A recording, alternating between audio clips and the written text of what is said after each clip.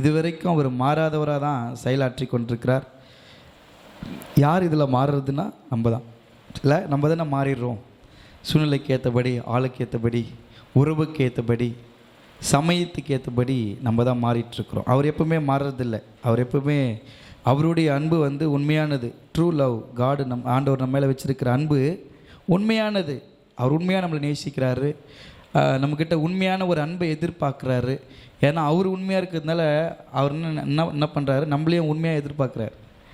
ஆனால் அவர் இருக்கிற உண்மையான அன்பு நம்ம திரும்ப அவருக்கு என்ன பண்ண முடியல, செலுத்த முடியல. நம்மளுக்கு ஏதோ உலக காரியம், உலக தேவைகள், சூழ்நிலைகள் வரும்போது நம்ம என்ன பண்ணிடுறோம், விட்டுட்டு தூரம் போய்ட்டுறோம். ஆனால் ஆண்டவர் எப்பவுமே மாற மாட்டுறார். அவருடைய அன்பு எப்பவுமே நம்ம மேலே மாற மாட்டுது. அவருடைய இரக்கம் மாற மாட்டுது. அவருடைய கிருபை மாற மாட்டுது. அவர் எப்போதும் இருக்கிறவராகவே இருக்கிறார். ஹல்லேலூயா. ரொம்ப சந்தோஷம். பாஸ்டர் நம்ம மத்தியில் இருக்கிறது. கர்த்தர் நம்மோடு கூட இருந்து நம்மளை கொண்டு பெரிய காரியங்களை செய்வார். இந்த 40 நாளிலே நம்ம சிலுவை மரமும் மனித வாழ்வும் என்கிற கருப்பொருள் அடிப்படையில் ஒவ்வொரு மரங்களை குறித்து தியானித்து கொண்டிருக்கிறோம். அப்படி ஆண்டுடைய சமூகத்தில் தியானிக்கும் பொழுது ஆண்டவர் எனக்கு கொடுத்த வார்த்தைகளை உங்களோடு கூட நான் பகிர்ந்து கொள்கிறேன். இன்றைக்கு ஆண்டவர் நம்மோடு பேசுகிற காரியம் சிலுவை குறித்த உபதேசம். இயேசுவே மெய்யான இரட்சகர். சிலுவை குறித்த உபதேசம், இயேசுவே மெய்யான இரட்சகர். அதை தான் ஆண்டவர் இன்னைக்கு நம்மோட பேச போகிறார். சிலுவை ஒரு கொலை கருவி, ஒரு அவமான சின்னமாய் யூதர்களுடைய காலங்களிலே ரோமர்கள் அப்படி ஒரு கொலை கருவியாக தான் பயன்படுத்தினாங்க. அந்த சிலுவை ஒரு டீ ஷேப்பில் இருக்கும். அதையெல்லாம் தப்பு பண்ணவங்க, கொலை பண்ணவங்க, கொள்ளையடிக்கிறவங்க, இப்படிப்பட்ட திருடர்கள், அப்படிப்பட்ட ஆட்களுக்கு தான் என்ன பண்ணுவாங்க, அந்த கொலை கருவியாகி சிலுவையில் அறைவாங்க. அது மிகப்பெரிய மரண தண்டனை. அப்படின்னா சிலுவையில் கொடுமையாக அடித்து அவங்கள, அதாவது ஆணி அடித்து அவங்க வெயிலில் அப்படி சொல்லுவாங்களே, அடித்து தொங்க விட்டுருவாங்க. அந்த மாதிரி அது யாருக்கு அந்த பெரிய தண்டனைன்னு பார்த்தீங்கன்னா, பெரிய குற்றங்கள், மன்னிக்க முடியாத குற்றங்கள் இந்த காலகட்டத்தில் எப்படி தூக்கில் போடுறாங்களோ அதுபோல் அது தூக்கில் போட்டால் கூட ஒரு நிமிஷத்தில் என்ன பண்ணிடும், உயிர் போயிடும். ஆனால் இது அப்படி கிடையாது. கையில் காலில் ஆணி அடிச்சுட்டு அவன் சாகிற வரைக்கும் அந்த சிலுவிலே தொங்கின்னு இருக்குன்னு எவ்வளோ பெரிய கொடுமைங்க. யோசிச்சு பாருங்கள். அந்த வலியில் துடிக்கிறதுன்றது இருக்குது பாருங்கள், அது ரொம்ப கொடுமை. அப்படிப்பட்ட ஒரு அவமான சின்னமாக, அப்படிப்பட்ட ஒரு கொலை கருவியாக இருந்த சிலுவை தான் ஒரு புனித சின்னமாய் மாறினது ஒரு புனிதரால். அல்லேலூயா. இயேசு இரட்சகர். இயேசு கல்வாரி சிலுவையில் அவர் மரித்ததினால் அந்த சிலுவைக்கு பெருமையாகிவிட்டது. அதுக்கு பிறகு யாருமே சிலுவையில் அறையப்படவில்லை. அறைந்தார்கள். யார் அரைஞ்சாங்கன்னு சொல்லி பார்த்தீங்கன்னா, அவரோடு கூட இருந்த சீஷர்கள் அறையும் போது அவங்க சொன்னாங்க, ரெண்டு பேர் விதமாக ரெண்டு விதமாக பேதுரு கொல்லும்போது சொன்னாங்களாம். பேதுரு சொன்னாராம், அவருக்கு இணையானவன் நான் கிடையாது, என்னை தலைகீழ சிலுவையில் அடைங்கன்னு சொன்னாராம். என்னை தலைகீழ அடிங்க, அவர் மாதிரிலாம் என்ன அடைஞ்சிடாதீங்க, அவருக்கு தகுதியானவன் நான் கிடையாது, சிலுவையில் அறைங்க, என்னை இன்னும் கொஞ்சம் கொடுமையாக சிலுவையில் அரைஞ்சிருங்க அப்படின்னு. இன்னொருத்தர் சொன்னாங்களாம், என்னை பெருக்கல் மாதிரி இருக்கிற வடிவத்தில் இருக்கிற சிலுவையில் அரைஞ்சிருங்க, அவர் மாதிரி இருக்கிற சிலுவையில் என்ன அறையாதுங்க. இந்த மாதிரி சிலுவையில் அறையப்பட்ட ஒரே ஒருத்தர் நம்ம ரட்சகராக இயேசு மட்டும்தான். அல்லேலூயா. எல்லாருக்கும் டீ வடிவிலான சிலுவை. அவரோடு கூட அவர் மரித்து உயிர்த்து பரத்துக்கு போன பிறகு ஊழியம் செய்து அவருடைய நாமத்தை பரிசு அவருடைய சீசர்களுக்கு கொடுக்கப்பட்ட சிலுவை வித்தியாசமான வடிவிலான சிலுவைகள். ஆனால் ஒரே ஒருத்தருக்கு மட்டும்தான் தலை வைக்கப்பட்ட ஒரு சிலுவை. அந்த தலைக்கு மேலே எழுதப்பட்டிருந்த வாசகம், இவர் யூதருடைய ராஜா என்கிற அந்த வாசகத்தை மாற்றுவதற்காக அந்த தலை வைக்கப்பட்டது. இந்த சிலுவைன்றது யாருக்குமே பயன்படுத்தப்படாத ஒரு சிலுவை. அதனால தான் இந்த சிலுவை குறித்த உபதேசத்தை இன்றைக்கு உங்களோடு பேசுகிறேன். அல்லேலூயா. இந்த சிலுவையில் இயேசு மரிக்கலை அப்படின்னா இன்றைக்கி நான் ஒரு போதகராக இருக்க முடியாது, நீங்கள் ஒரு விசுவாசிகளாய் அமர்ந்து ஆண்டுடைய சத்தத்தை கேட்க முடியாது. ஏன்னால் இந்த உலகத்தில் மனிதர்களுடைய பாவங்கள், மீறுதல்கள் அதிகரித்து இருந்தது. ஏற்கனவே உங்களுக்கு நான் சொல்லியிருக்கிறேன், இந்த பழைய ஏற்பாட்டிற்கும் புதிய ஏற்பாட்டிற்கும் இடைப்பட்ட 400 ஆண்டுகள் ஒரு இருண்ட காலங்களாக இருந்தது. நம்ம இப்படி சாதாரணமாக இந்த மல்கியா முடிஞ்ச உடனே இப்படி திரும்பினா ஒரே பேப்பர் தான். இந்த ஒரு பேப்பர் இப்படி திரும்பினா மத்தேயு வந்துடும் இல்லைங்களா. ஒரு ஒயிட் பேப்பரில் அது சாப்டர் முடிகிறது கிடையாது. 400 ஆண்டு காலங்கள் இருண்ட காலமாக இருந்தது. தீர்க்கதரிசிகள் இல்லை, ராஜாக்கள் இல்லை, வழிநடத்துது இல்லை, எதுவுமே கிடையாது. அந்த இருண்ட காலங்களில் பாவம் அதிகமாக பெருகினது, மக்கள் எல்லாம் ஏகமாக கெட்டு போனார்கள். அப்பொழுது அவர்கள் எத்தனை தீர்க்கதரிசனை அனுப்பினாலும் அவங்களெல்லாம் என்ன பண்ணுறாங்க, கொன்று போட்டுடுறாங்க. தேவ பயம் இல்லாதபடிக்கு மனிதர்கள் ஏகமாய் கெட்டு சீரழிந்தார்கள். காரணம் என்னன்னு பார்த்தீங்கன்னா, அவங்களுக்குள்ள ஒரு நிர்விசாரம் இருந்தது. என்னன்னு சொல்லி பார்த்தீங்கன்னா, நம்ம பலி செலுத்தினா நம்ம பாவங்கள் நிவர்த்தி ஆகிடும். அப்போது எல்லாருமே ஒரு மாடு வாங்கி பலி, நீங்கள் எவ்வளோ பெரிய தப்பு என்ன பண்ணலாம். இப்போ கோர்ட்டில் ஒரு ஜட்ஜ்மெண்ட் வருதுன்னு வச்சுங்களேன், நீங்கள் என்ன தப்பு என்ன பண்ணுங்கள், அந்த தப்புக்கு ஏற்ற மாதிரி ஒரு கோழி ஒரு ஆடு பலி எடுங்கன்னா சாதாரணமாக பெருகிடும் பிரச்சனை. ஆமாவா இல்லையா? அப்படி எவ்வளோ குற்றங்கள் பெருகிடும். ஆனால் அது பலி செலுத்துறதுன்றது எதுக்காக யூதர்கள் பழைய ஏற்பாட்டில் ஏன் பலி செலுத்தப்பட்டதுன்னா, அந்த ஒரு பலி செலுத்தும் பொழுது நம்ம என்ன சிந்திக்கணும்னா, இந்த இடத்துல நான் பலியாக வேண்டியது எனக்கு பதில் இன்னொரு ஜீவன் பலியாகிறது, அதுதான் அங்கே அடையாளம். ஆனால் இது நாளடைவில் என்ன ஆச்சுன்னா, இவங்களுக்குள்ள துணிகரமாக நம்ம பாவம் செஞ்சாலும் ஒரு பலியிட்டால் சரியாயிடும் அப்படின்ற மாதிரி ஆயிடுச்சு. இப்போ இவங்க இதெல்லாம் பெருகி எத்தனை தீர்க்கதரிசி பாருங்கள், எல்லாம் தீர்க்கதரிசிகள் தான். நீங்கள் யோசிச்சு பாருங்கள், சங்கீதம், நீதிமொழிகள், பிரசங்கி, உன்னத பாட்டு, அப்புறமா எல்லாம் வருது. ஏசையா, தானியல், ஓசியா, ஆமோஸ், ஓபதியா, எல்லாருமே தீர்க்கதரிசிகள் தான். அவங்கெல்லாம் மேஜர் ப்ராஃபிட், மைனர் ப்ராஃபிட், என்னப்பா பெரிய தீர்க்கதரிசிகள், சின்னதுக்கு எல்லாம் தீர்க்கதரிசிகள் தான். எல்லாரும் தன்னுடைய மக்களுக்காக கர்த்தரை அனுப்புகிறவங்களெல்லாம் கொலை பண்ணுறாங்க. 400 ஆண்டு காலத்தை கடவுள் விட்டுட்டார். அதன் பிறகு பாவம் பெருகின பிறகு பிதாவாகிய தேவன் தன் குமாரனாக இயேசு கிறிஸ்துவை இந்த உலகத்துக்கு அனுப்பினார். அவர் தான் பிதா, அவர் தான் குமாரன், அவர் தான் பரிசுத்த ஆவி. அல்லேலூயா. இந்த உலகத்துக்கு வந்தவர் அவர் தான். ஏன்னா மனிதர்களுடைய பாவங்கள் மிகுதியாய் பெருகினதுனால இயேசு கிறிஸ்து இந்த உலகத்துக்கு வந்தார். நம்முடைய பாவங்களிலிருந்து நம்மை விடுதலையாக்கும்படியாக, நம்ம ரட்சிக்கும்படியாக, நம்ம மீட்கும்படியாக தான் இயேசு இந்த உலகத்துக்கு வந்தார். ஆகவே தான் அந்த சிலுவை ஒரு பாக்கியம் பெற்றதாய் மாறினது.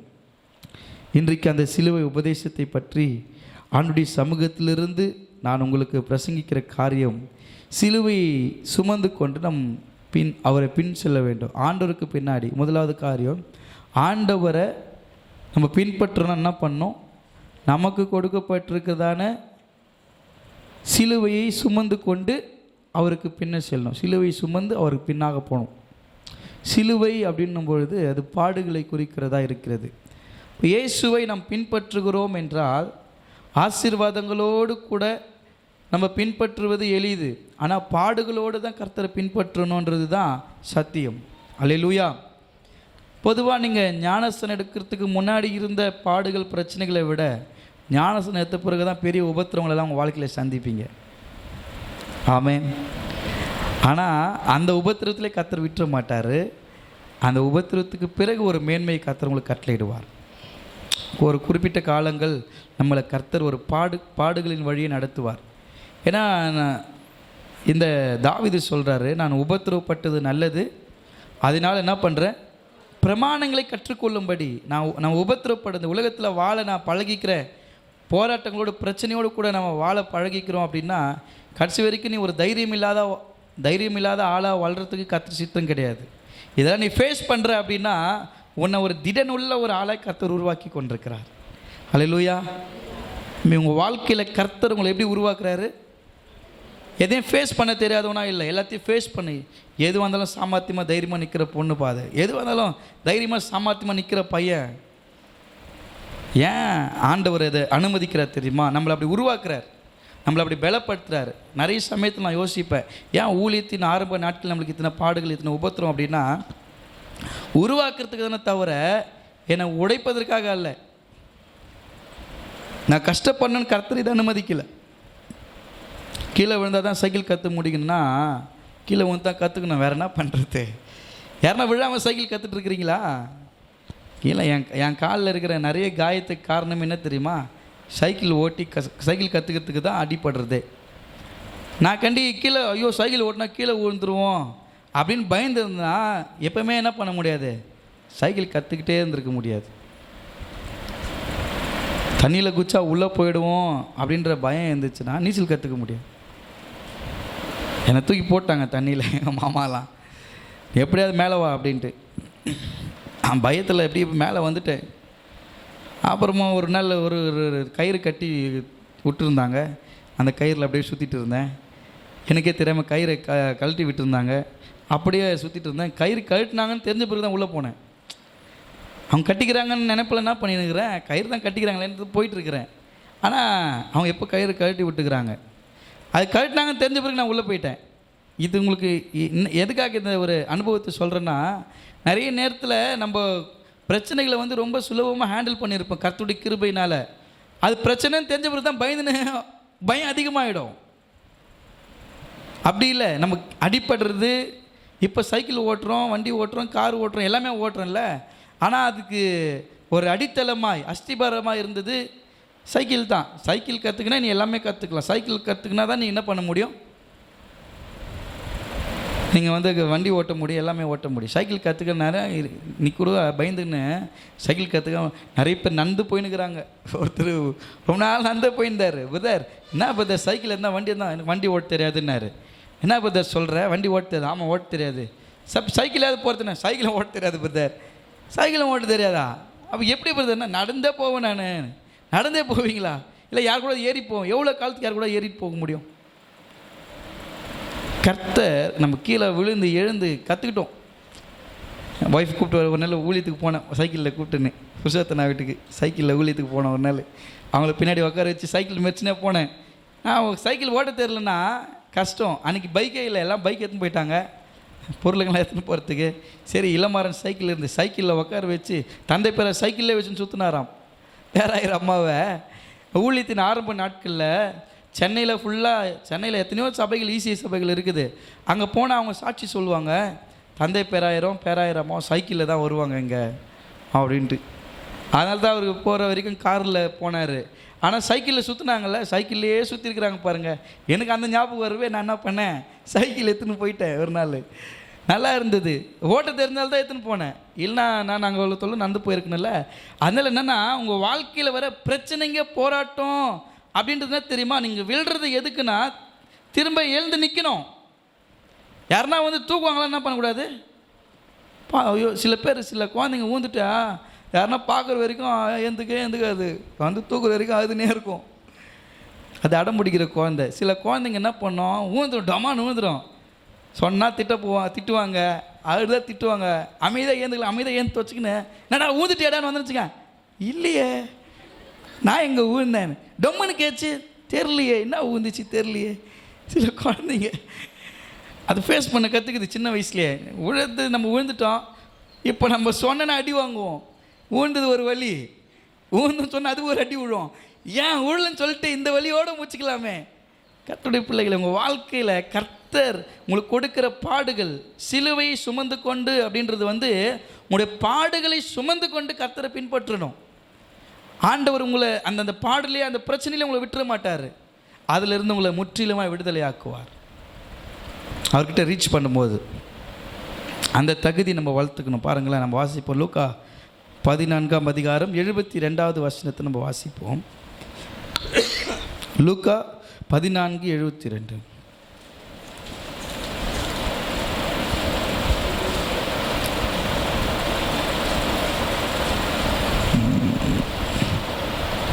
மத்தேயு 27:32.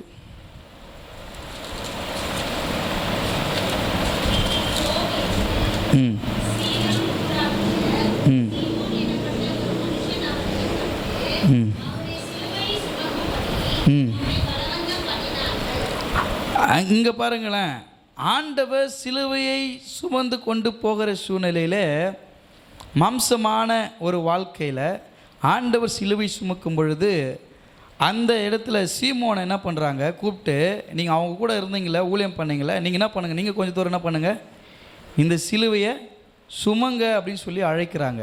நான் நினைக்கிறேன் அது உண்மையில் ஒரு பெரிய பாக்கியம் இல்லை. அவருக்கு உதவி பண்ணுறதுன்றது எல்லாரும் விட்டு போயிட்ட ஒரு சூழ்நிலையில் ஆண்டவர் கூட இருந்தவங்க அந்த 12 அப்போஸ்தலர்கள் மாத்திரமல்ல, கூட ஒரு பெருங்கூட்டமே இருந்தது. 12 பேர்கள்ன்றது வந்து அவருக்கு வந்து நம்மளுக்கு தெரிஞ்சது 12 பேர். அவருக்கு பெண் சிஷ்யர்கள் கூட இருந்தாங்க, அவரோட கூட இருந்தாங்க, அவரோட கூட போனாங்க, ஊழியம் பண்ணாங்க, எல்லாத்தையும் ஹெல்ப் பண்ணாங்க, எல்லாம் செஞ்சாங்க. ஆனால் அவருக்கு ஒரு பிரச்சனைன்னும் பொழுது எல்லாருமே ஓடிட்டாங்க. இன்றைக்கி நம்மளை விட்டு போயிடுறாங்க பாருங்கள். பிரச்சனைன்னு வரும்போது எல்லா இடத்துலையும் கூட இருக்கிறாங்க, பிரச்சனை வரும்போது என்ன பண்ண மாட்டுறாங்க, பக்கத்தில் பார்த்தா யாருமே இருக்க மாட்டுறாங்க. இயேசுவை அப்படி தான் விட்டு போயிட்டாங்க. திடீர்னு பார்த்தா யாருமே காணோம், எல்லாம் ஓட்டுக்கிறாங்க. என்னடா கூடவே இருப்பீங்கன்னு பார்த்தா திடீர்னு எல்லாம் ஓடிட்டு இருக்கிறீங்களேடா. எல்லாம் பாடு உபத்திரவம். யார் அவர் கூட சேர்ந்து சாப்பிட்டாங்க, அவர் கூட சேர்ந்து தூங்கினாங்க, அவர் கூட சேர்ந்து ஊழியெல்லாம் பண்ணாங்க. இதெல்லாம் பண்ணுறதுக்கு அவங்களுக்கு என்ன இருந்துச்சு, பலன் இருந்துச்சு. ஆனால் அவரோடு கூட சேர்ந்து பாடு அனுபவிக்க யாருக்குமே என்ன இல்லை, அவருக்கு என்னென்ன நடக்குமோ நம்மளும் கூட சேர்ந்து அனுபவிக்கணுமா, பயம்தான். ஆனால் ஆண்டவர் ஆரம்பத்துலேருந்தே சொல்கிறாரு, எனக்கு இப்படிலாம் நடக்க போகுது, நீங்கள் எச்சரிக்கையாக இருங்க, நீங்கள் தான் எல்லாத்தையும் பார்க்கணும், நீங்கள் தான் எல்லாத்தையும் செய்யணும். அவர் சொல்லாமல் இல்லை. சில நேரங்களில் கர்த்தர் நம்மளை தைரியப்படுத்துவார். சில விஷயத்தில் சொல்லுவார், ஏம்மா இந்த இடத்துல கேர்ஃபுல்லாக இருந்துக்கோ, இங்கே நான் இல்லாத ஒரு சூழ்நிலை வரும். சில அப்பா அம்மா ஏதோ அவங்களுக்கு நடக்க போகுதுன்னு தெரிஞ்சிச்சுன்னா பிள்ளைங்களை கூப்பிட்டு சொல்லிவிடுவாங்க, அப்பா பார்த்து பத்திரமா இருந்துக்க, இன்னும் கொஞ்ச நாளைக்கு நான் இருக்க மாட்டேன், எனக்கு எதனா ஆயிடுச்சுன்னா நீ தான் ஸ்டாண்டர்டாக இருக்கணும், ரொம்ப ஃபீல் பண்ணின்னு கஷ்டப்பட்டுலாம் இருக்காத, எல்லாருக்கும் அவங்க சொல்லிவிடுவாங்க. இயேசு ஆரம்பத்துலேருந்தே சொல்கிறாரு, நான் ரொம்ப காலத்துக்கெல்லாம் அவங்க கூட இருக்க மாட்டேன், இருக்கிற வரைக்கும் பிரயோஜனப்படுத்திங்க, கூட இருந்து நன்மையான கற்றுக்கொண்டு ஊழியம் செய்யுங்க. நீங்கள் புறப்பட்டு போய் சகல ஜனங்களையும் ஜாதிகளையும் சீஷராக்கி பிதா குமாரன் பரிசுத்த ஆவி நாமத்தினாலே ஞானஸ்தானம் கொடுங்க. இப்படிப்பட்ட கட்டளைகள்லாம் கர்த்தர் கொடுக்குறாரு.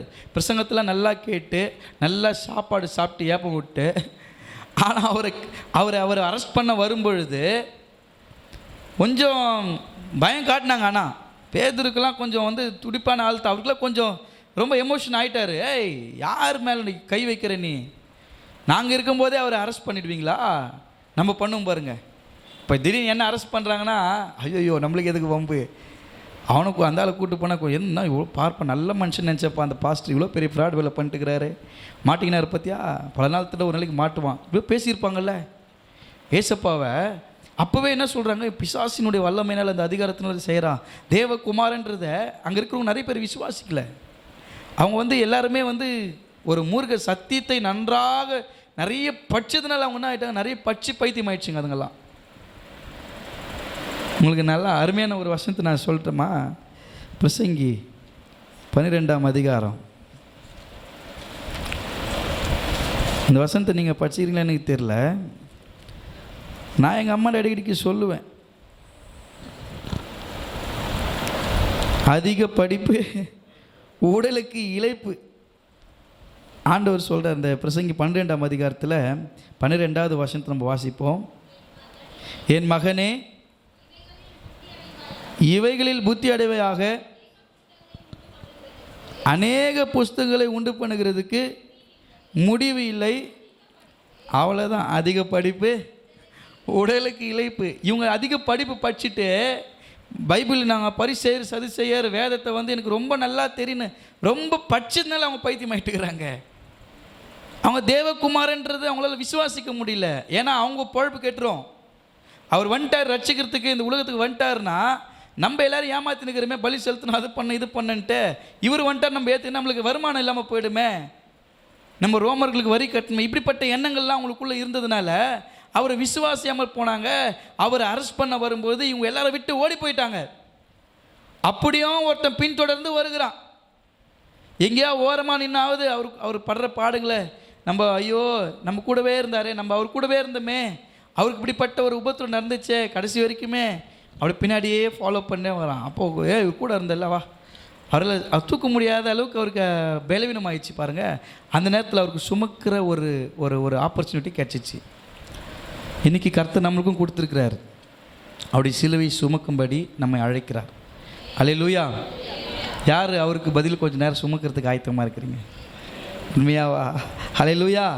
இந்த உலகத்தில் இருக்கிற பாடுகளை கர்த்தருக்காக நீங்கள் சுமந்து கொள்ளும் பொழுது, அவருக்காக நீங்கள் சுமக்கும் பொழுது, நீங்கள் தான் சிலுவையின் உபதேசத்தை குறித்து மேன்மை பாராட்டவர்களாய் கர்த்தர் உங்களை நிறுத்துகிறார். மார்க்கு 15ஆம் அதிகாரம் 21வது வசனத்தை நம்ம வாசிப்போம்.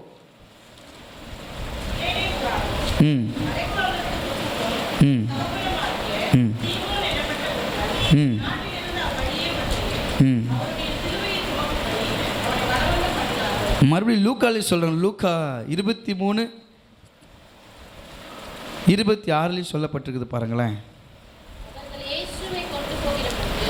அவர்கள் இயேசுவை கொண்டு போகிற பொழுது நாட்டிலிருந்து வருகிற சிரேனின் ஊராகிய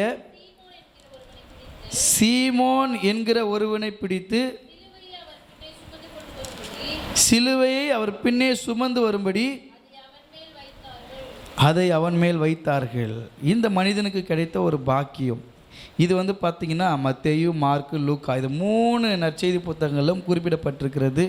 அப்போ இது ஒரு உண்மையான தன்மை. 3 பேரும் ஒரே காரியத்தை எழுதியிருக்கிறாங்க அப்படின்னும் பொழுது இந்த மனிதனுக்கு அப்படிப்பட்ட ஒரு பாக்கியம் கிடைத்தது. நமக்கும் கர்த்தர் அப்படிப்பட்ட ஒரு பாக்கியத்தை கொடுத்திருக்கிறார். இந்த நாட்களிலே உலகத்தினுடைய முடிவு பரியந்தத்தில் நம்ம நிற்கிறோம். எங்கே பார்த்தாலும் யுத்தங்கள் நடந்து கொண்டிருக்கிறது, பொருளாதார வீழ்ச்சி ஏற்படுகிறது, விலைவாசிகள் தட்டுப்பாடு இருக்கிறது, பஞ்சம் ஏற்படுகிறது. இப்படிப்பட்ட இந்த சூழ்நிலாம் பார்க்கும்போது நம்ம என்ன யோசிக்கிறோம்னா, ஏசு சீக்கிரமாக வரப்போகிறார். அதனால் இந்த உலகத்தில் இருக்கிற பாடுகள் ஒருவேளை ஆண்டவரை மறுதலிக்க சொல்லி உங்களை கேட்கும் பொழுது இப்போ நம்ம பேதுரு போல் இருப்போம். ஏன் தெரியுமா? நீங்கள் என்னை மறுதலிப்பீங்க அப்படின்னு சொல்லும்போது நம்ம என்ன சொல்லுவோம்? நீங்கள் வேறு பாஸ்டர், நான் உயிரே போனால் கூட என் ஆண்டவர் நான் மறுதலிக்க மாட்டேன் சொல்லுவீங்க. இப்போ சொல்ல முடியும். ஏன்னா இப்போ யாரும் வரலையே. நேராக துப்பாக்கி எடுத்து வந்து நின்ட்டான், இங்கே எடுத்து வந்து நிற்கிறான். இப்போ சொல்லு, ஏசு நேசிக்கிறியா? ஏசுவா? சார் நான் சும்மா காணிக்கை போட்டு போகலான்னு வந்தேன் சார். நான் சும்மா சர்ச்சைக்கு என்ன நடக்குதுன்னு பார்க்கறதுக்கு வந்தேன். குழந்தை தூக்கின்னு அப்படியே போயில நைஸா. யாருன்னா என்ன எல்லாம் வந்துட்டுக்கிறாங்களே. ஏசுவா? ஏசுவா? ஏசு தெரியல எனக்கு. மறுதளிக்கிற இந்த உபத்திரவத்தின் பொழுது, பாடுகளின் பொழுது என்ன உங்களுக்கு ஒரே ஒன்று சொல்கிறேன் பாருங்களேன். இங்கே நம்ம கண்மடுனா பரலோகத்தில் நம்ம உயிர்ப்பிக்கப்படுவோம். இந்த வாழ்க்கைன்றது நிரந்தரமானது இல்லை. அப்படி நம்ம ஜீவனை காப்பாற்றிக்கிட்டாலும் ஒருவேளை நம்மளை மறுதலிக்க சொல்லி ஏதோ ஒரு பிரச்சனை வருது, ஒரு உபத்திரம் வருது, ஒரு அந்தி கிறிஸ்துவின் ஆட்சியோ இல்லை ஒரு மதவாதத்தின் கிரியைகளோ கிறிஸ்துவத்துக்கு விரோதமாக, சபைக்கு விரோதமாக நிற்கும் பொழுது நீங்கள்லாம் கிளம்புங்க, இங்கெல்லாம் ஜெபம் பண்ணக்கூடாதுன்னு சொல்லும் பொழுது இப்படி தான் பண்ணுவேன். ஜபங்க தான் பண்ணுவேன்னா பண்ணுவேன், அறுத்துடுவேன். சாவடினா சாவடிங்கன்னு சொன்னால் என்ன நடக்கும்னு பார்த்தீங்கன்னா, ஒன்று அவன் உங்களுக்கு பயந்துருவான்.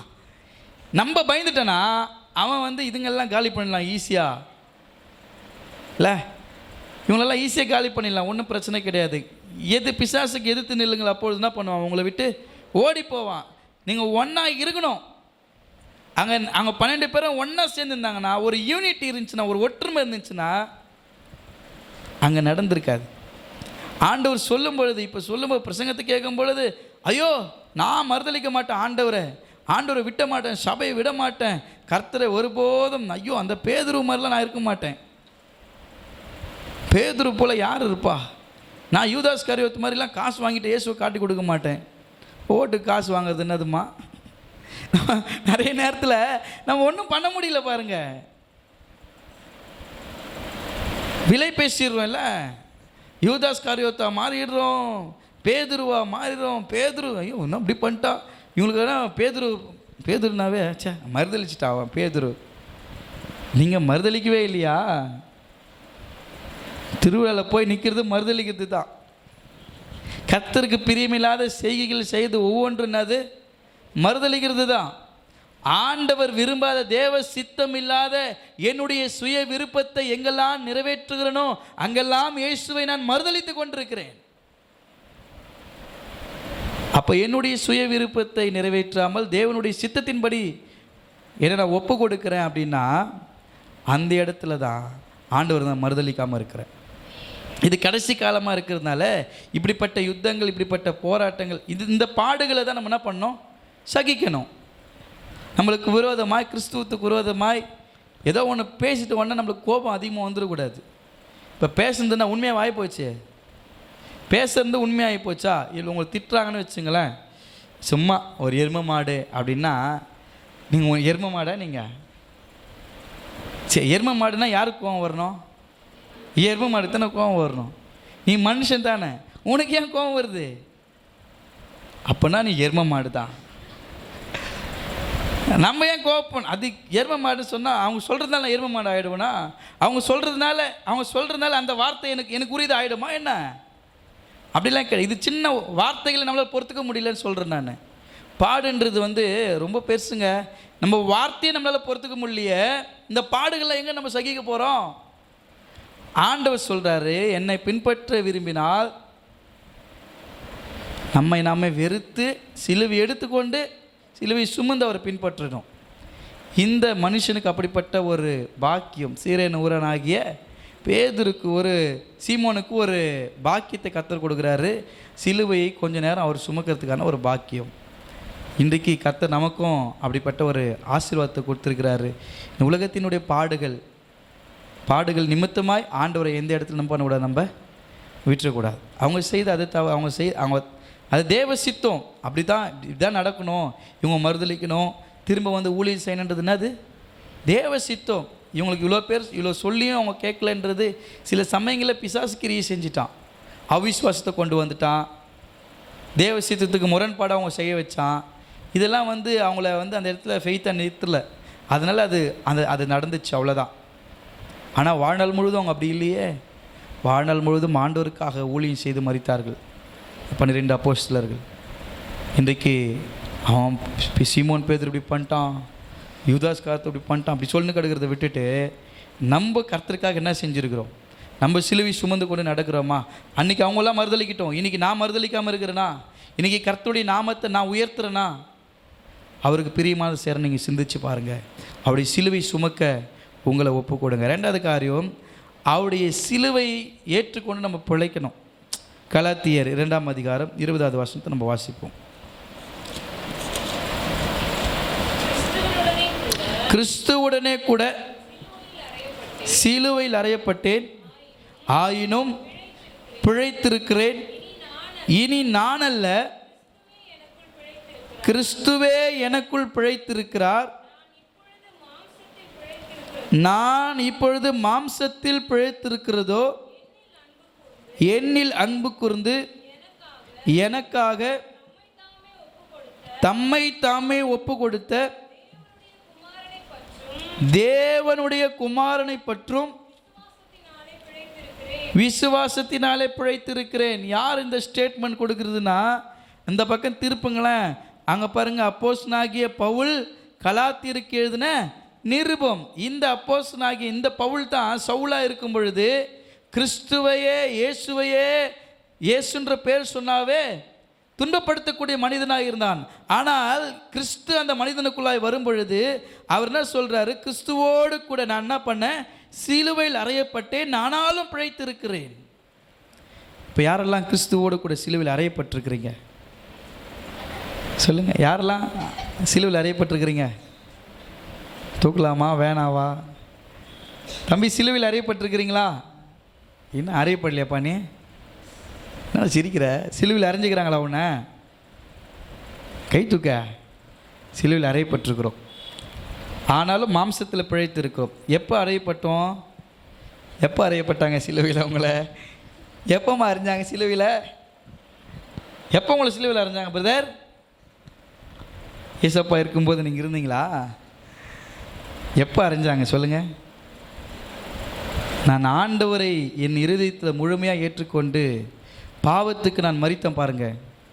ஞானஸ்நானம் எடுக்கும் பொழுது நான் சிலுவையில் அறையப்பட்டு மரித்து போனேன். நீங்கள் சொல்லுங்கள் தைரியமேலாக, நான் செத்து பொழைச்சவன். நீங்கள் யார்? செத்து பொழைச்சிங்க. எப்படி தெரியுமா செத்து பொழைச்சிங்க? மாம்சத்துக்கு செத்து நீதிக்கு பிழைச்சி ஆவிக்கு பிழைத்து வந்திருக்கிறீங்க. உலகத்துக்கு செத்து போயிருக்கிறீங்க, நீங்கள் ஆவியில் உயிர்ப்பிக்கப்பட்டிருக்கிறீங்க. இந்த மாம்சம் ஆண்டவர் சிலுவையில் அறையப்படும் பொழுது, நான் என்னைக்கு அந்த தண்ணியில் ஆண்டவர் ரத்தமாய் மாற்றப்பட்ட அந்த திருமுழுக்கு பெறும் பொழுது, பிதா குமாரன் பரிசுத்த ஆவி நாமத்தினாலே நமக்கு பெயரிட்டு ஞானஸ்நானம் கொடுக்கப்படும் பொழுது நான் அவரோடு கூட சிலுவையில் அறையப்பட்டேன். அதுதான் அந்த வசனத்தினுடைய அர்த்தம் பாருங்கள். கிறிஸ்துவோடு கூட சிலுவையில் அறையப்பட்டேன், ஆனாலும் பிழைத்திருக்கிறேன். நான் அறையப்பட்டேன், சிலுவையில் அறையப்பட்டேன்.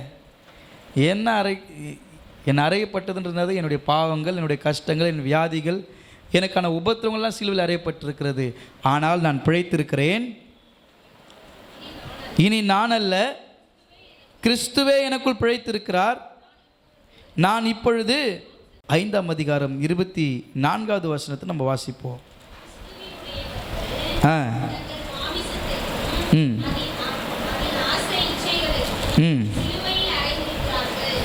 நல்லா படிங்க, இன்னொரு முறை படிங்க. கிறிஸ்துவின் உடையவர்கள் தங்கள் மாம்சத்தையும் அதன் ஆசை இச்சைகளையும் சிலுவையில் அறைந்திருக்கிறார்கள். கிறிஸ்துவின் உடையவர்கள் தங்கள் மாம்சத்தையும் அதன் மாம்ச இச்சைகளையும் எங்கே அறைஞ்சிட்டாங்க? இதுதான் சிலுவையில் அறையப்பட வேண்டியது. இந்த உலகத்துக்குரிய காரியங்கள், சின்ன சின்ன சிற்றின்பங்கள், சின்ன சின்ன ஆசை, இந்த பொறாமை, பேராசை, இச்சைகள், கண்களில் பார்க்கக்கூடிய காரியங்களை அடையணுன்ற எண்ணம், இதை தான் என்ன பண்ண சொல்கிறாரு? சிலுவையில் அறைய சொல்கிறாரு. மாம்ச அந்த ஆசையான இச்சைகளை சிலுவையில் அறைந்திருக்கு. இதுதான் அறைய சொல்கிறார், வேறு எதுவுமே இல்லை. நிறைய ஆசை இருக்கும். அன்றைக்கி பிரச்சனை எங்கே ஸ்டார்ட் ஆகுது? ஆசை தான். சொல்லுங்கள் பக்கத்தில், ஆசைனால தான் பிரச்சனையாக இருக்குது. ஆசைப்பட்டு எல்லாமே போச்சு.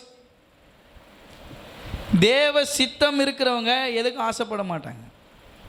ஆசைப்படுறவன் பரிதானம் வாங்குறான், வட்டிக்கு வாங்குறான். இந்த பேராசைனால தான் என்ன பண்ணுறான்? மனுஷன் பேரை கெடுத்துக்கிறான், ஜீவனே போயிடுது. ஆசைப்பட்டு தான். அதனால் பாருங்களேன், இன்றைக்கி நிறைய நடக்குது. கொலைகள்லாம் எதனால் நடக்குது? ஆசைனால தான். அவன் நகையை இவன் நகையாக போயிட்டு எத்தனை அர்த்தம் வந்துடுறான். அவன் வீட்டில் போய் திருடின்னு வந்து கொலை பண்ணிட்டு திருடின்னு வரான். ஆசைனால தான். அவனுடைய மனைவி மேலே இவன் ஆசைப்படுறான். அது எல்லாம் ஆசை தான். அதனால் அவன் வந்து இவனை கொலை பண்ணுறான், இது வந்து பிள்ளைங்களை கொலை பண்ணுது. எதனால இது நடக்குது? ஆசை. ஆண்டவர் சொல்கிறாரு, உலகத்தில் மனுஷன் பிறந்திருக்கிற உனக்கு ஆசை இருக்கும். அந்த ஆசை யாருக்குள்ளே இருக்கணும்? இயேசுக்குள்ளே இருக்கணுமோ தவிர உலகத்துக்குள்ளாய் நம்ம ஆசைப்படுவோம்னா கண்டிப்பாக இப்படிப்பட்ட சிக்கல்களில் பிரச்சனைகளில் மாட்டுவோம். உலக காரியத்தில் எதுவுமே ஆசைப்படாதீங்க. உலகத்தில் இருக்கிற எதுலேயுமே நீங்கள் ஆசை வைக்காதீங்க. அப்போ ஆசை வச்சுன்னா அவன் மோசம்தான் போகணும். உலக காரியத்தில் ஆசை வச்சா என்ன ஆகிடும்? மோசம் போயிடுவோம். மோசம் போய்க்கிடுவாங்க. நம்மளை ஆசை காட்டி தான் மோசம் பண்ணுவாங்க. பணம் அப்படின்னா, இப்போது பணம் நீங்கள் போடுங்க, நீங்கள் பணம் சீட்டு போட்டு பணம் போட்டிங்கன்னா ஆர்வத்தில் போட்டிங்கன்னா 1 லட்ச ரூபா கொடுப்பாங்களே, 10,000 ரூபா கொடுப்பாங்க, 20,000 ரூபா கொடுப்பாங்க. ஆசை தானே. வீட்டுக்கு வேலைக்கு போகாமல் உட்காந்து சாப்பிட்லாம், காசு அதில் போட்டு வச்சா அப்படின்ற எண்ணம் சுட்டின்னு போயிட்டாங்க எல்லாத்தையும். இன்னி வரைக்கும் கடன் கொடுக்க முடியாமல் நிறைய பேர் இருக்கிறாங்க. கர்த்தருடைய பிள்ளைகளே, ஆசை. கோல்டு 1 லட்ச ரூபா போகுது விலை. நீங்கள் என்கிட்ட கட்டுங்க, 50,000 ரூபா கட்டினா கூட ஒரு சவரம் கொடுத்துட்றோம். சும்மா யாரோ ஒரு விளம்பரம் கொடுக்குறேன்னு வச்சுங்களேன். நானே ஒரு விளம்பரம் கொடுத்தேன்னா, பாஸ்டர் நம்பிக்கையான ஆள்ப்பா, பாஸ்டர் ஆச்சே, பொய் சொல்ல மாட்டார் அப்படின்னு எனக்குதான். என்ன நீங்கள் வேறு யாரையும் நம்பாதீங்க, பாஸ்டர் நம்பாதீங்க, வேறு யாரையும் நம்பாதீங்க. பணம் யாருங்க ஆசை விட்டு வச்சிச்சு? நீங்கள் சீட்டு போடுங்க சிஸ்டர், ஆண்டவர் என்கிட்ட பேசியிருக்கிறாரு, உங்களுக்கு கோல்டு லோன் வாங்கி தரேன்.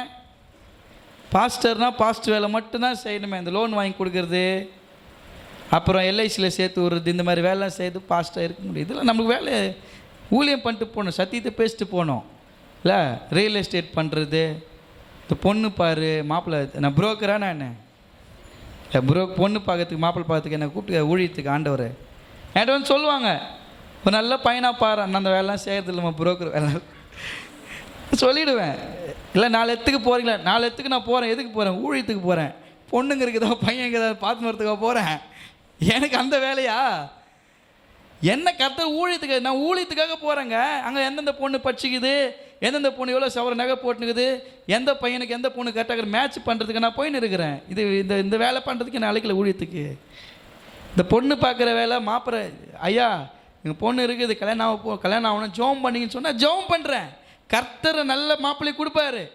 நீ ஜோம் தேவ சித்தத்துக்கு ஜோம் பண்ணுறியா?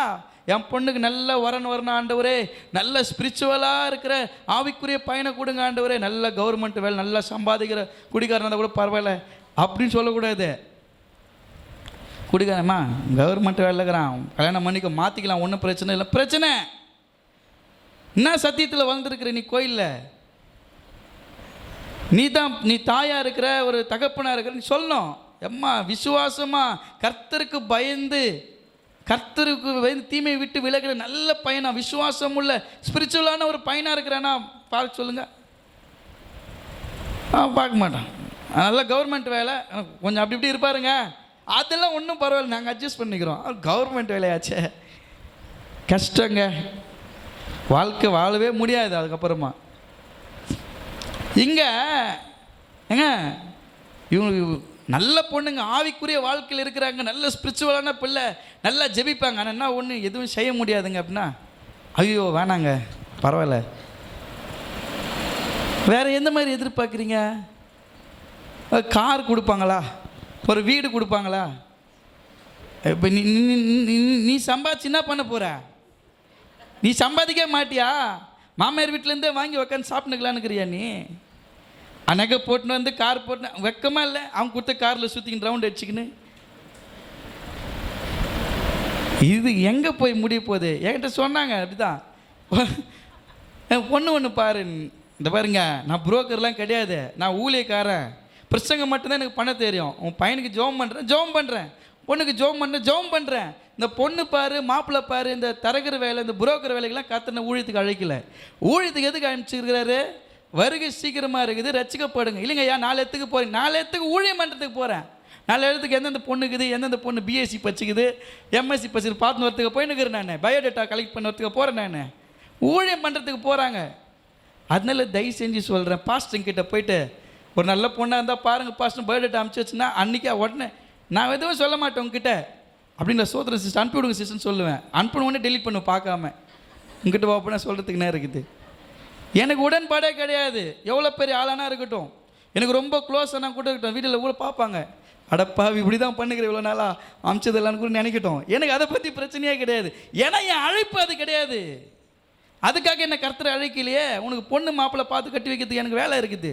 உனக்கு ஜெபம் பண்ணுறேன், பாரத்தோடு ஜெபம் பண்ணுறேன், கட்டாயம் கர்த்தர் செய்வார். நல்ல பிள்ளையாக கொடுப்பாரு, நல்ல சகோதரனுக்கு நல்ல மனைவி கொடுப்பாரு, நல்ல கணவனை கொடுப்பாரு. நான் ஜெபம் பண்ணுறேன். பாஸ்டர்கிட்ட அப்படி சொல்லுங்கள், பாஸ்டர் என் பிள்ளைக்கு மேரேஜ் ஆகணும், நல்ல மாப்பிள்ளையை கர்த்தர் கொடுக்கணும், ஜெபம் பண்ணுங்கள் பாஸ்டர் சொல்லுங்கள். நீங்கள் ஒன்று பாருங்கன்னு பார்த்து வச்சு நாளைக்கு பிரச்சனை ஆகி பாஸ்டர் எங்கே இருக்கிறாரோ அங்கேயே வந்து இந்த பாவி தான் என் வாழ்க்கைக்கு எடுத்தான், நாசனமாக போ, அவன் நல்லா இருக்கிறான் சந்தோஷமா, என் குடும்பத்தை கெடுத்துட்டு போட்டானே இவன் அப்படின்னு சொல்லுவாங்க. எதுக்கு நம்மளுக்கு அந்த வேலை? நம்மளுக்கு அதுக்கு அழைப்பு இல்லைங்க. ஊழியக்காரனுக்கு என்ன அழைப்பு அது? அதான் சொல்கிறேன், ஊழியனா ஊழியத்தை மட்டும்தான் பண்ணணுமே. நான் கிறிஸ்துவால் பழைச்சிருக்கிறேன், எனக்கு தெரியும் நான் அவரால் பழைச்சிருக்கிறேன். நான் செத்து போயிருக்க வேண்டிய ஆள் என்னை பழைக்க வச்சிருக்கிறாருல, நான் வேலை செஞ்சு அவருக்கு தான் வேலை செய்யணுமே. உனக்கு பொண்ணு பார்க்குறதுக்கு இடம் லேண்ட் அங்கே கம்மி விலையில் போதா பார்க்குறதுக்கு, அதுக்கெலாம் நான் வரல. ஆனால் இடம் பார்க்குற ப்ரோக்ராம் ரியல் எஸ்டேட்டை பண்ணின்னு இருக்கிறாங்க. இது பார்க்குறது, வண்டிங்களை மாற்றுறது, ஊழியனா ஊழியந்தான். சைடு பிஸ்னஸ் நம்ம ஏதாவது பண்ணிகிட்ருக்குறோம் அப்படின்னு வச்சுங்களேன், எல்லாமே லாஸ் தான். நம்ம ஊழியத்தில் வந்துட்டு ஊழியத்துக்காரன்னு எதுக்கு நான் நீங்கள் யாரையும் நம்பாதீங்கன்னு சொல்கிறேன்.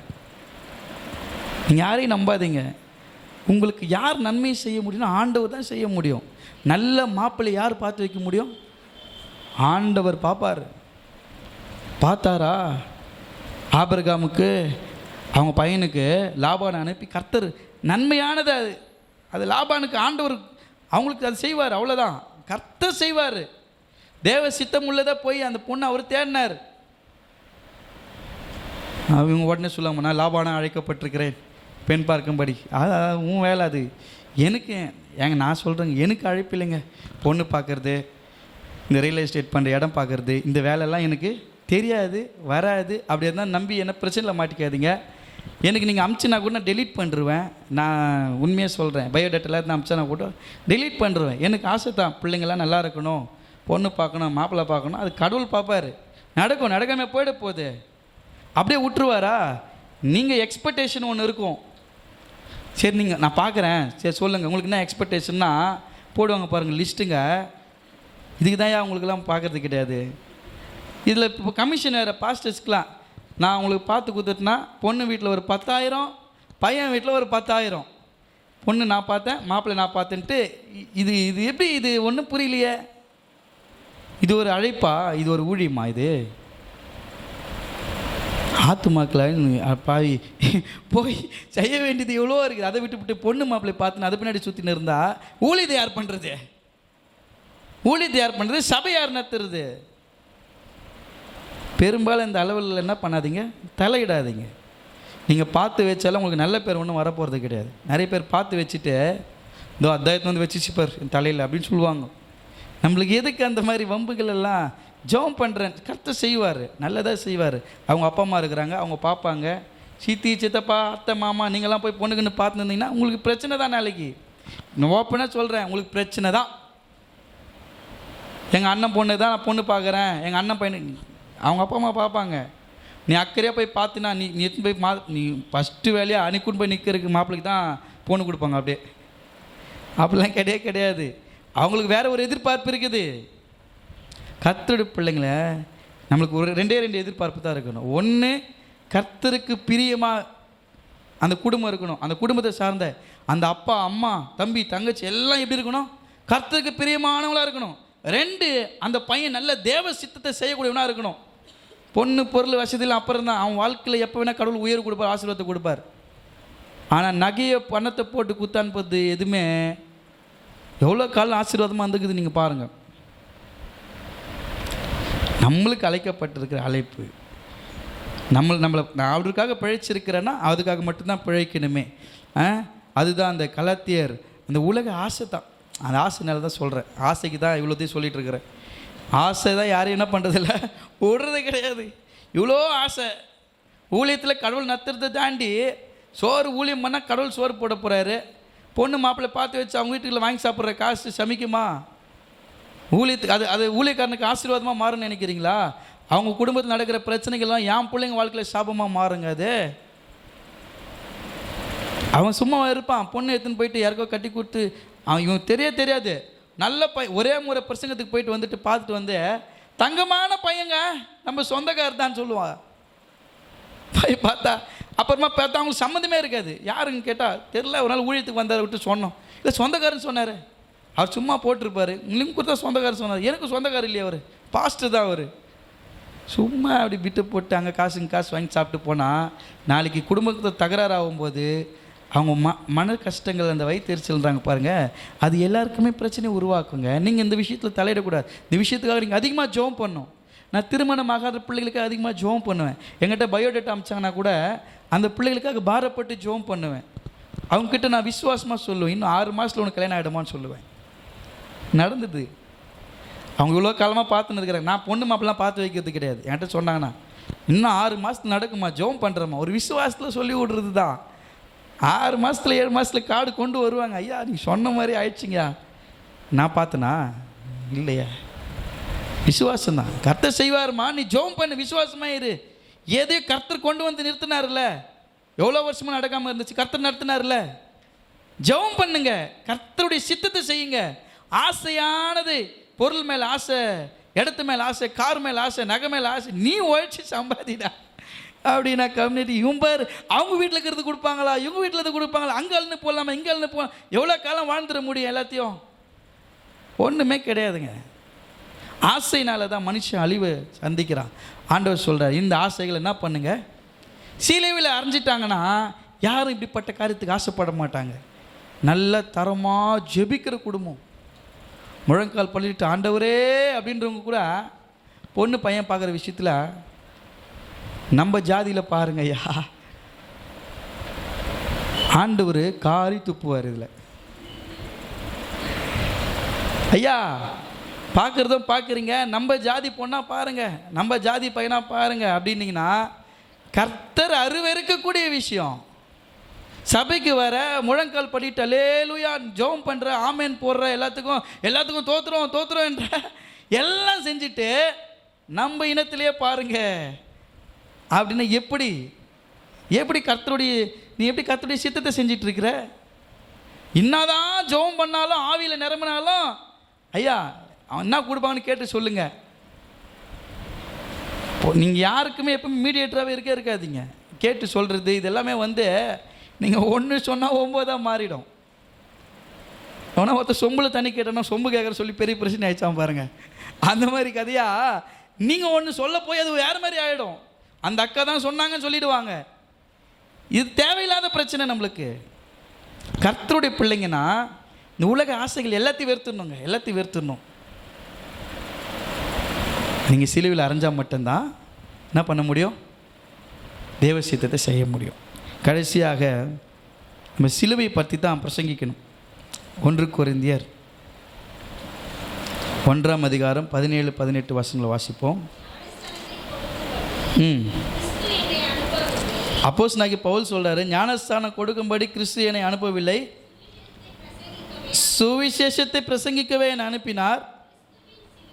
கிறிஸ்துவின் சிலுவை வீணாய் போகாதபடிக்கு சாதுரிய ஞானம் இல்லாமல் பிரசங்கிக்கவே அனுப்பினார்.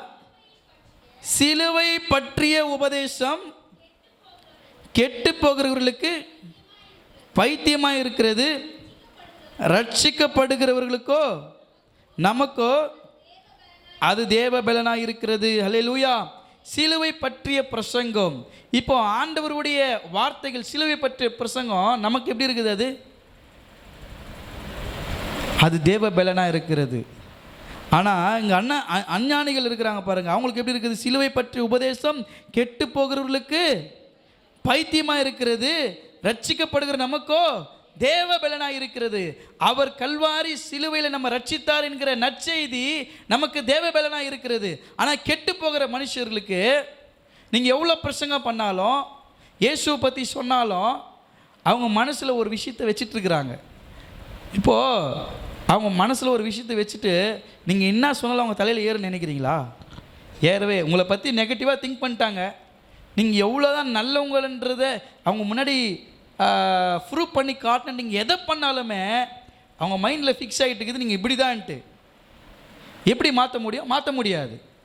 அதுதான் கெட்டு போகிறவங்க. கெட்டு போகிறவங்களுக்கு மனசில் அவங்களுக்கு வந்து அவங்க தான் ஞானின்னு நினைப்பு, அறிவாளி நினைப்பு, இந்த உலகத்தில் யாருக்குமே இல்லாத புத்தி எனக்கு தான் இருக்குது, நான் தான் எல்லாத்தையும் செய்ய முடியுன்ற எண்ணம், கெருவம், ஆணவம், அவங்க தான் யார்? கெட்டு போகிறவர்கள், பெருமை பாராட்டுறவங்க.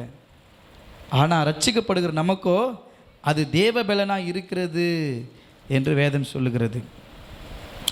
இங்கே இருக்கிற அந்த யூதர்களுக்கு இந்த பிரச்சனைகள் நடக்குது. யூதர்களுக்கும் கிரேக்கர்களும் இந்த சிலுவை உபதேசத்தை வந்து அவங்க பைத்தியமாக என்றாங்க. ஏன்னு எப்போ பார்த்தாலும் சிலுவை உபதேசம், இயேசு மரித்தார், இயேசு உயிர்த்தார், பரலோகத்துக்கு போயிருக்கார், திரும்ப வரப்போகிறாருன்ற உபதேசத்தை சொல்லிகிட்டே இருக்கிறாங்களே அப்படின்றது வந்து அந்த கெட்டு போகிறவர்களுக்கு வந்து அது பைத்தியம். ஆனால் ரட்சிக்கப்படுகிறவர்களுக்கோ அது என்னவாக இருக்குது? யாரெல்லாம் ரட்சிக்கப்படணுன்ற பிரயாசம் இருக்குதோ, இயேசுவை பற்றி அறிஞ்சிக்கணுன்ற எண்ணம் அவங்க தான் ரட்சிக்கப்படணுன்ற விருப்பம் இருக்கிறவங்க. அவங்களுக்கு அது எப்படி இருக்குதுன்னா தேவ பலனாக இருக்கிறது. அவங்க தங்களை ஞானிகள் என்று எண்ணிக்கொள்ளுகிறார்கள். 21வது வசனம் நம்ம வாசிப்போம். எப்படி எனில் தேவ ஞானத்துக்கு ஏற்றபடி உலகமானது சுய ஞானத்தினாலே